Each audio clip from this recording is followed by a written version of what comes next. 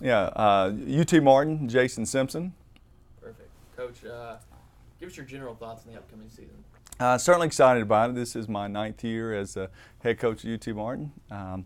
Certainly excited about the depth of our football team. We've got 17 or 18 seniors returning. We expect to be there at the end and battle for a playoff spot. What do you like most about this team this year? Well, the depth of our football team, the guys that can run and jump. It's an exciting time for us from a recruiting standpoint of what we've got on campus, and the team chemistry of that. When you've got, almost 40 upperclassmen, juniors and seniors, that is. There's some things that get done without me in the building, just from those guys' experience and their leadership, and so that can lead to some great things.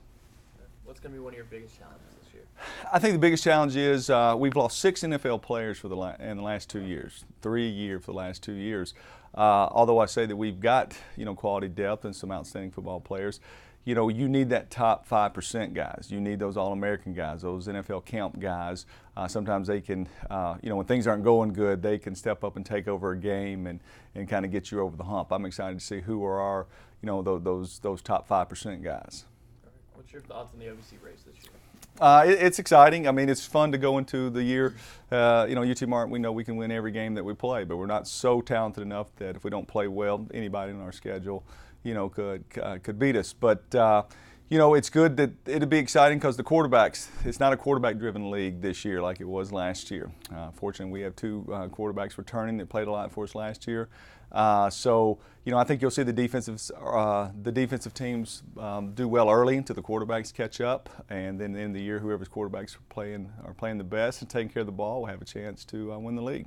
Perfect. And what's it going to take for Martin to be at the championship hunt this year? And probably everything that you and I have just talked about. It'd be those things. It would be those top guys on our football team taking over games. It'd be our quarterbacks taking care of the football and leading us. And then to be our experience and our depth, our athleticism, as those things start coming together throughout the season. And if you look at our schedule too, 5 of our first 7 games are at home. So we need to make sure that we take care of our home field advantage and then attack November as we have to go on the road. Perfect. So the OVC had some postseason success last year. Tell me about how that made an impact on the OVC's reputation nationally and the FCS level. Well, I'm certainly excited about that. I would preferred UT Martin be in those top 3, and we had an opportunity to going 5-3 in the league, but didn't take care of our home field opportunities and get in that league. Get in those playoffs. The year before we were 6-2, but the NCAA only took 1 out of our league. Now we know that our league was good enough the year before to have 2 or 3 teams to go into those NCAA playoffs, but finally got done. Proud of those teams, proud of the conference for those schools to win those games and move on deep. We know it's one of the top 2 or 3 FCS leagues in the country, and I don't see anything changing this year. Good. You talked a little bit about your schedule, but go in a little more depth about your schedule this year. Yeah, we open up on the road at University of Kentucky on August 30th. We've got Mississippi State down the line in November, so 2 SEC teams.